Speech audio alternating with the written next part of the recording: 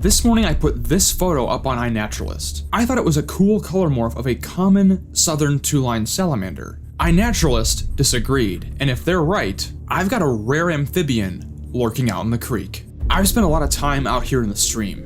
The water seems to call to me, and I can't help myself but get up close and personal with the numerous alien-looking creatures that lurk beneath its ripples. Recently, I made a discovery that proved to me that this stream is more than meets the eye. This hellgrammite, a creepy little insect predator straight out of Stranger Things, needs a high oxygen environment to survive.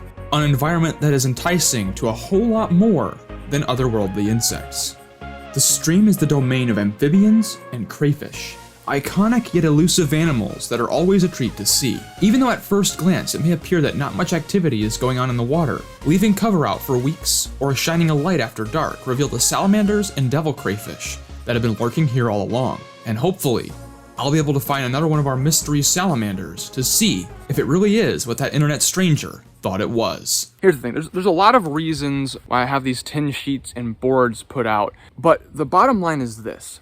If you're looking for things you've never seen before, sometimes trying to go to them and find them is going to be a wild goose chase.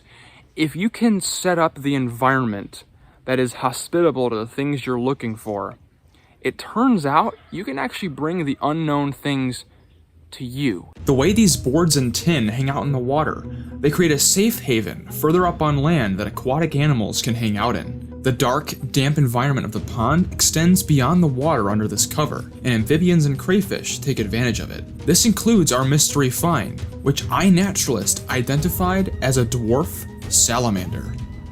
Here's the thing, this is not what I was expecting to find out here. I see lots of 2 lines. I occasionally see 3 lines, which are really hard to catch, by the way. But this species, the dwarf salamander, these are actually kind of rare. In North Carolina, they're listed as a species of special concern, which means they're on the way to being endangered. Habitat destruction, wetland destruction. Honestly, finding the hellgrammite last week was a perfect setup to find a rare salamander like this in my own stream, because having a super healthy ecosystem like one that would be able to support a hellgrammite means that rarer, more sensitive salamander species could also be hanging out here. Like other lungless salamanders, these guys will be sticking to the high moisture environments that keep their skin wet so they can breathe. With all the worms and soft-bodied little creatures I find underneath this board, it's no wonder why so many salamanders are hanging around. Hopefully, one of our mystery salamanders is still here, so I can determine its identity. Let's see.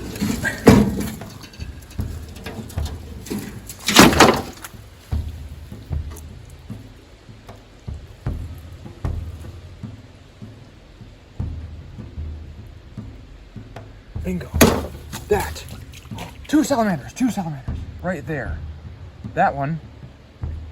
Oh crap, there's 3 of them. Look at this, there's 3. 1, 2, 3. Now 2 of these are actually something extremely special. I'm gonna keep my eye on them. Let's bring this camera over here. Now let's take a look at this guy first. Or not. There we go. All right.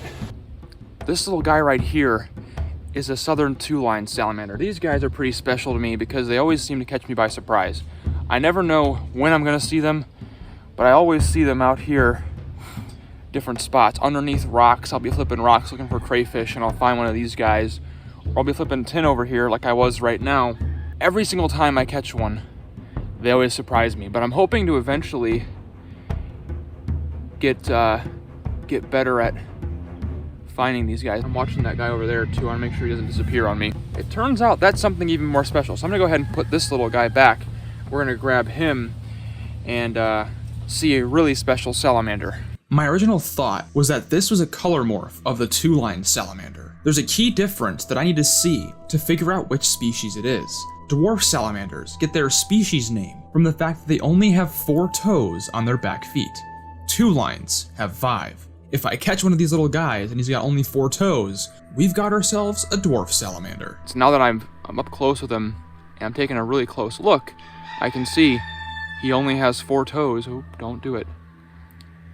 4 toes on those back legs. Now with With this guy, it's really easy to see how you can confuse him with a two-line salamander. They have that pale tan, almost yellow-orange color, and those darkish bands along their side. But this guy is in fact a dwarf.